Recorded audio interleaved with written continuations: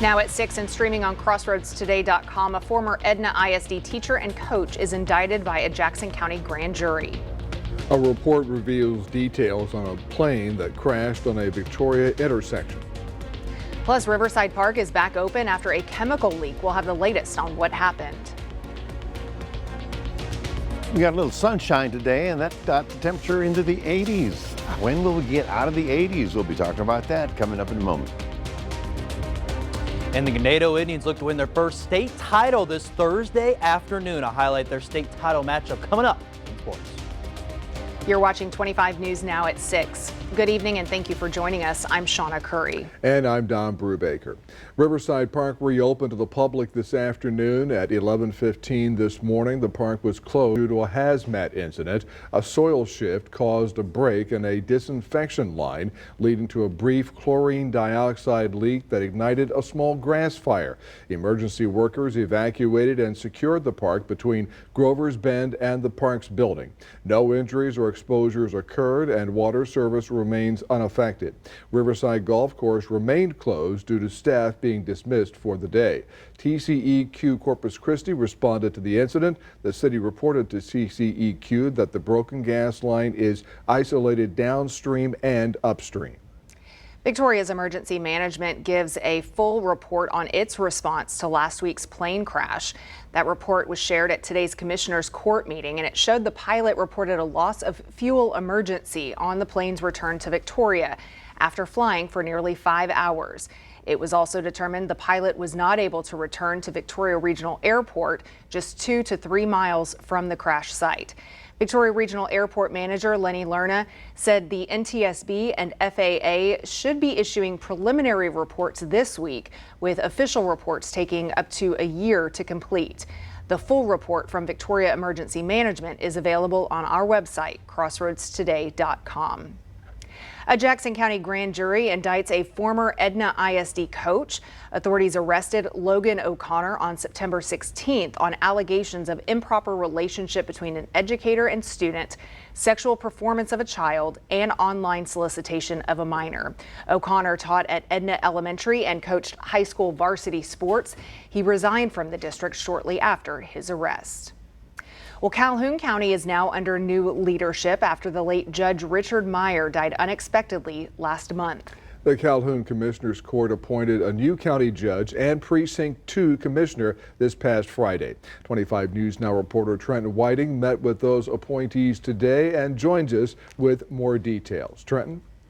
Don, Shawna, thanks. The Calhoun County is still mourning the loss of the late Judge Richard Meyer, but they now know the plan to move forward. On Friday, Commissioner's Court appointed former Precinct 2 Commissioner Vern Lissy to the county judge seat. Lissy says he worked closely with Meyer throughout his 18 years as commissioner. He says the loss has been difficult. He hadn't entered Meyer's office since his passing until today, his first day in that office. He says that he and the commissioners will keep Meyer's legacy alive. The commissioners, we didn't decide who was going to step up. We decided how we're going to move this county forward. This is kind of a bittersweet deal, but we plan on carrying on his legacy and moving forward. A man who worked closely with Lissy, Richard Best, will take over as Commissioner of Precinct 2. He is a longtime resident there, and the two new appointees had high praise for each other. Best says that Judge Lissy has been a mentor in his life, and they are both eager to move the county forward without missing a beat after Meyer's passing. Professionally, I've been with him for 18 years with him. And he was great to work for. Personally, kind of a father figure, taught me a lot just to get me ready for this position. The appointments were facilitated by former District Attorney Shannon Salyer, who briefly took the county judge position on Friday as part of the appointment process. Judge Lissy and Commissioner Best will finish the unexpired terms for each position. They'll both be back up for re-election in 2026. Shawna, Don, back to you. Trenton, thank you. State Representative-elect A.J. Louderback filed a bill preventing hostile foreign nations from getting school district tax breaks. The bill ensures that citizens and companies from hostile foreign companies do not abuse Texas economic development incentives. The bill lists China, Russia, and Iran as hostile foreign nations. This is the fourth bill Louderback pre-filed for the 89th legislative session. Harris County's controversial guaranteed income program is on hold yet again. Texas Attorney General Ken Paxton first sued to stop the original program that allowed low-income households to receive $500 a month for 18 months. The Texas Supreme Court ordered the county to pause the program. The program was revamped, but Paxton filed a lawsuit against the new program. Another legal stay was issued, preventing the program from restarting. Well, now let's take a first look at your forecast. We have First Warn Storm Team Chief Meteorologist Mac Perez here. And Mac, it's definitely not feeling like I think winter starts in a couple days. Oh, yeah. It doesn't feel like it. First day of winter is the 21st, so we're coming around to that real soon. I don't know if it's going to feel like winter. Yesterday, we were at 86, so it's tough putting up Christmas ornaments when you get a sunburn, you know.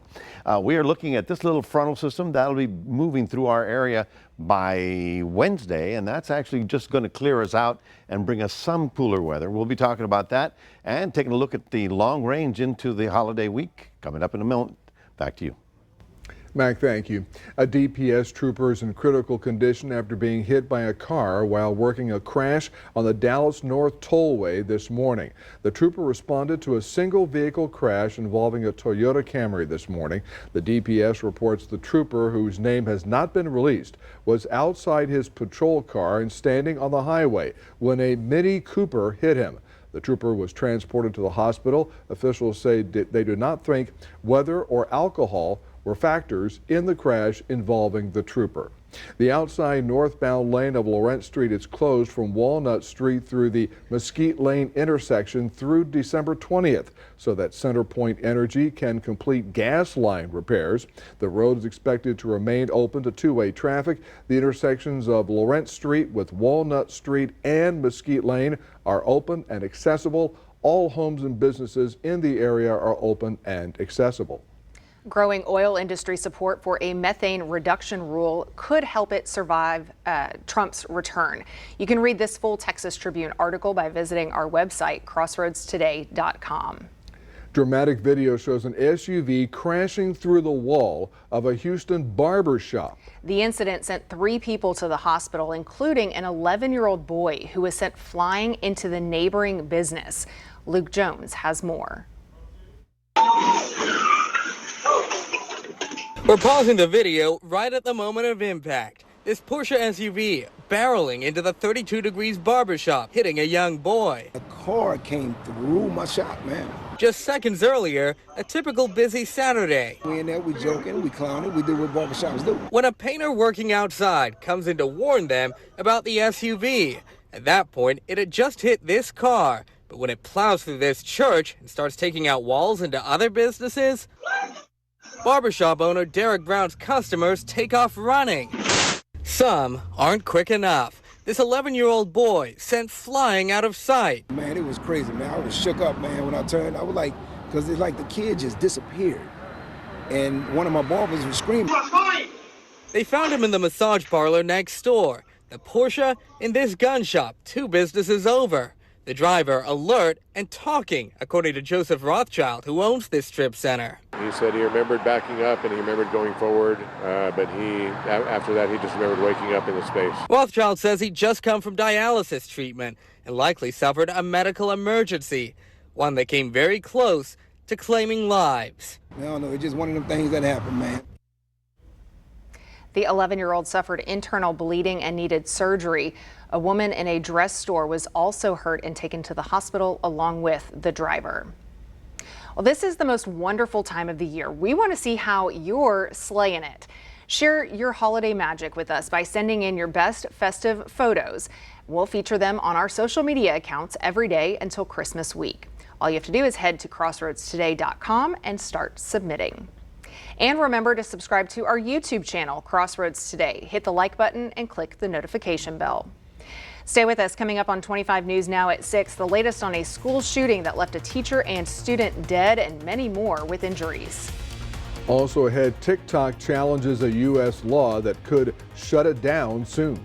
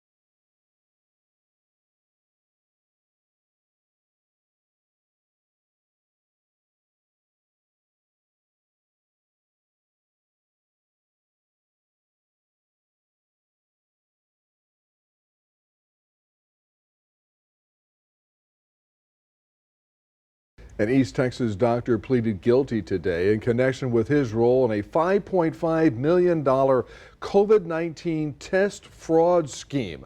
From November 2022 to June 2023, Dr. Mark Mazzari of Tyler caused more than $5.5 million in claims to be submitted to Medicare for COVID-19 tests that were medically unnecessary. Medicare paid approximately $3.4 million on those claims. Mazzari pleaded guilty to conspiracy to defraud the United States. He faces a maximum penalty of 5 years in prison. A sentencing hearing will be set at a later date. Police in Madison, Wisconsin are investigating a deadly school shooting.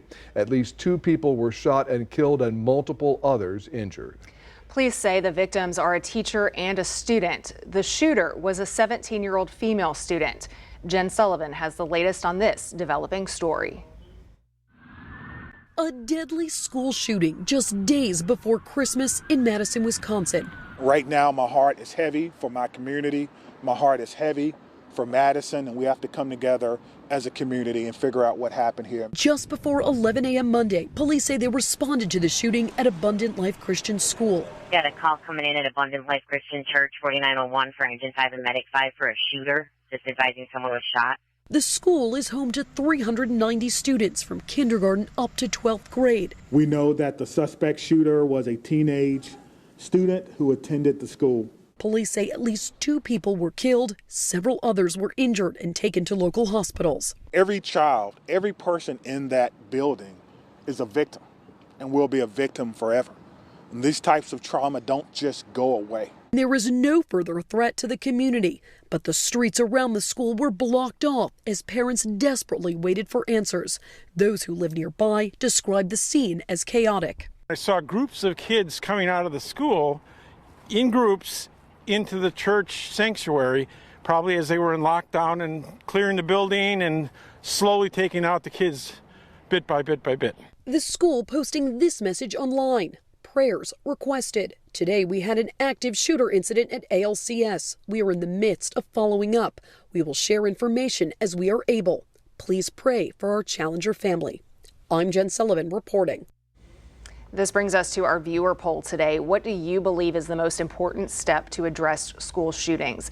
Is it stricter gun control laws, increased school security measures, or enhanced mental health support for students? We want to hear from you. Visit crossroadstoday.com/vote to take part. Right now, 56% of you feel that increased school security measures are the most important step. I know a lot of those security measures are evolving and being added into schools, but we want to still hear from you. Continue voting, and we'll have the latest results after Monday Night Football. TikTok asked the U.S. Supreme Court to step in on an emergency basis to block the federal law that would ban it in the United States unless its China-based parent company agreed to sell it. Lawyers for the company and China-based ByteDance urged the justices to step in before the law's January 19th deadline. A similar plea was filed by content creators who rely on the platform for income and some of TikTok's more than 170 million users in the U.S. The request first goes to Chief Justice John Roberts. The U.S. Postal Service reports it is delivering exceptional service through the holiday season's busiest week. The Postal Service expects continued success throughout the season, including the busiest week of the year, the week just before Christmas, like this one. Currently, 98% of the nation's population, according to the U.S. Postal Service, receives their mail and packages in an average of 2.6 days. The Postal Service reminds customers to send mail and packages as early as possible.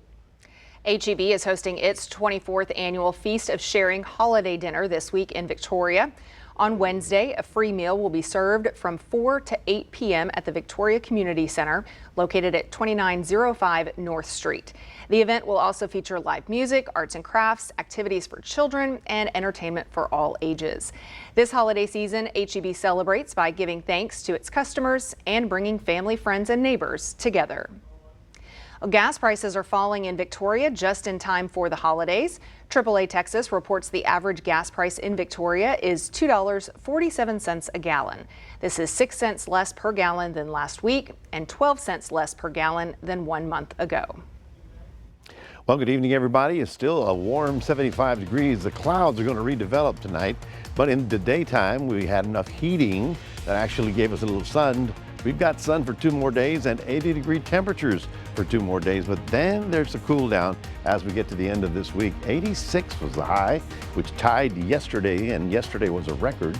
Let's see if we set a new record. The old record was 85. So today was at 85, and 62 is the overnight low. So we'll be talking about the cooler weather and taking a look at Christmas week in just a moment.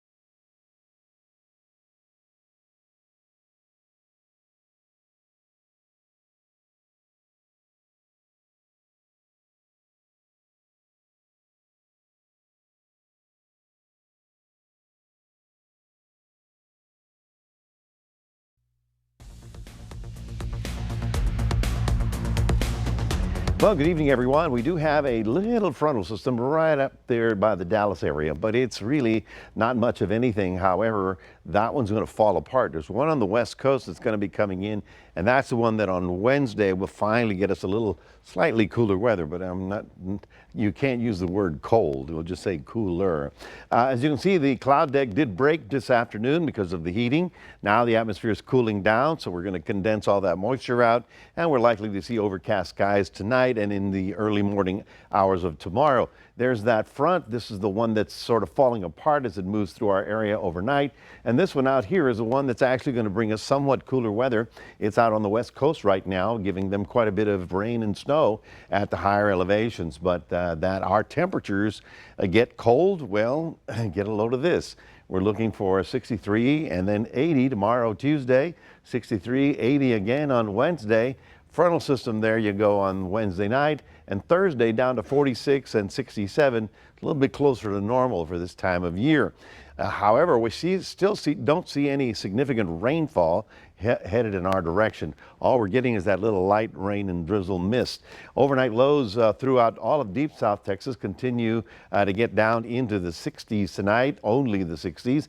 And you can see how even Dallas is be almost 70 degrees. So fairly warm weather all over the southern half of the state, as everybody down south will be getting into the 80s for tomorrow. And of course, that lasts for Wednesday as well, and then there's a change. Now here's our southeast winds. That's one of the reasons why we're getting so warm. All that's coming up from the Gulf, and it's getting humid, and at night we get the overcast skies. And we go all the way to Wednesday on this map. Then you can see that frontal system with a slightly cooler weather beginning to move into North Texas. Now that should be here Wednesday night, and by Thursday we'll finally clear out of that stuff, and we'll get back to a more reasonable temperature for this time of year.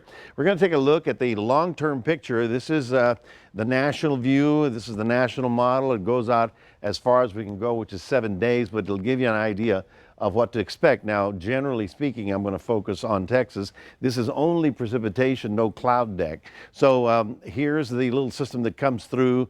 Well, Tuesday, not much. Then Wednesday, we're still on the warm side. And then there's that little frontal system that comes through, and then that's the one that clears us up and gets us some drier weather and cooler weather as we get to Wednesday and Thursday and Friday. So the good news is what I'm telling you is that through the rest of this week, We're finally going to get more reasonable temperatures, and we've got no precipitation to worry about, certainly no ice and snow to deal with. As far as we can go, we're looking at Saturday, and you can see here we start picking up that Gulf air rolling back up. So all that is going to be is low clouds and maybe a light drizzle, but that's not until the weekend. Of course, that's Sunday. A lot of people start traveling this coming weekend, and the good news is throughout the state of Texas, you saw through 7 days, no ice and snow to deal with. The places that are really going to get hammered are the West Coast, the East Coast. Nothing spectacular, but shall we say just winter for them. For us, we're looking at a high of 80. Is that winter for us? How about that? Cloudy early and then partly cloudy in the afternoon hours. In Cuero, also getting up to 80. Cloudy in the morning and then sunny in the afternoon. There you see how we've got the warm weather for Tuesday, Wednesday, frontal system coming in, clearing and a little cooler for Thursday, Friday, and Saturday. And then another little front comes in. Hopefully that'll continue keeping us at least in the more reasonable category of temperatures. That's your 7-day forecast, reminding everybody we do have a QR code. Love for you to scan that, put Crossroads a day on your phone. And we'll toss it back to Shawna. All right, thank you, Mac. Well, Max Williams is joining us now with sports and a pretty exciting week coming up for high school football. That's right, Shawna. We got 2 big state championship games there at AT&T Stadium there with Ganado and Shiner, but not going to get too ahead of ourselves. Tomorrow night we have a Battle of Victoria there at Victoria West High School between East and West. To highlight this game coming up in sports.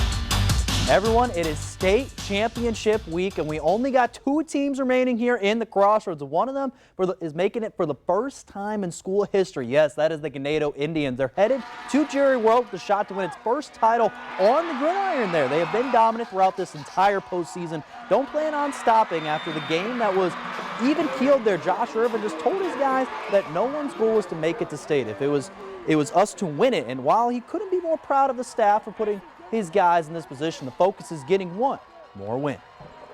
Man, I'm just so happy for all the kids. My heart's so full for each and every single one of them. The assistant coaches, the hours, the work that they've put in. We're not done yet. We have a goal that we still haven't reached, but to make it to this point for the first time in school history is definitely special to be a part of.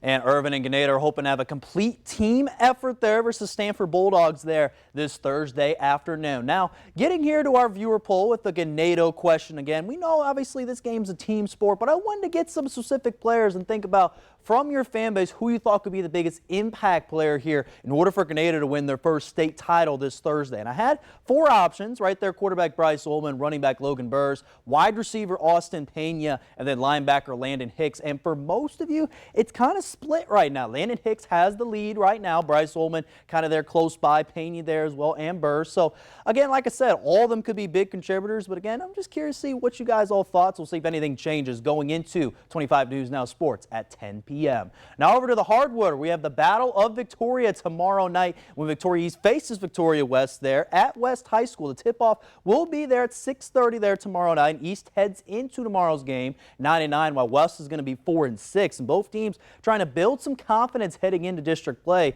Again, keep an eye on there for West, senior Bo Woods, and again, some football stars we've probably heard of before, in Genesis Jeffries and Trevor Robinson. Then for East, you look out there for Leyland Ring. Then also East football player in the past there, Braylon Vasquez. They could see if they can be big players there tomorrow night. And then some big news, national news there, going with for Sacramento State. They're ready to move from the FCS to FBS level, and they're trying to make some big headlines, having open discussions right now with former star quarterback Michael Vick. Yes, Michael Vick is right now in discussions to maybe be the Sacramento head coach again for Sacramento State. They're trying to get a new stadium, and they got $50 million in NIL that they can use for all that stuff with players and anything they can have. Again, this upcoming season, Vick becomes the head coach. The university does plan to get an established team around him and all that for the future. And then finally, some quick news there for Goliad libero Carolyn Youngblood. She got selected to be in the TJCA All-Star Game there in Arlington, Texas there next July. Youngblood was selected along with 24 other juniors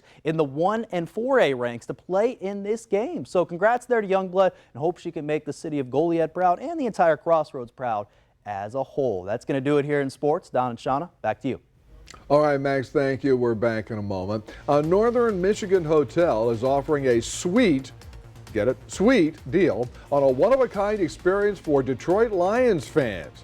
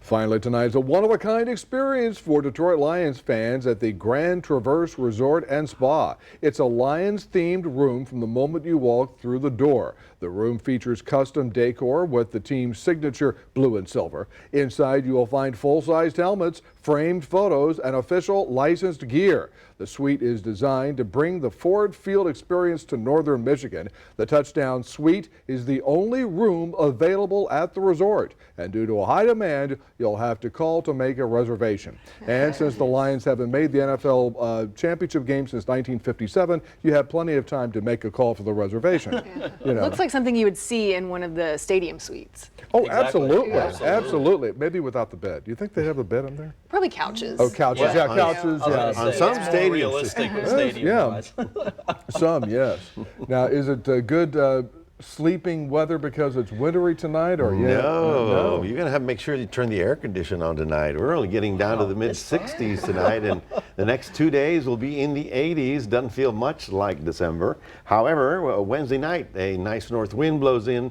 That'll knock the temperature down to a little bit more reasonable, and it'll be nice and crisp and dry.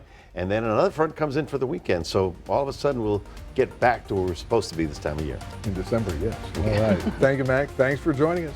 Be sure to join us back here tonight for 25 News Now after Monday Night Football.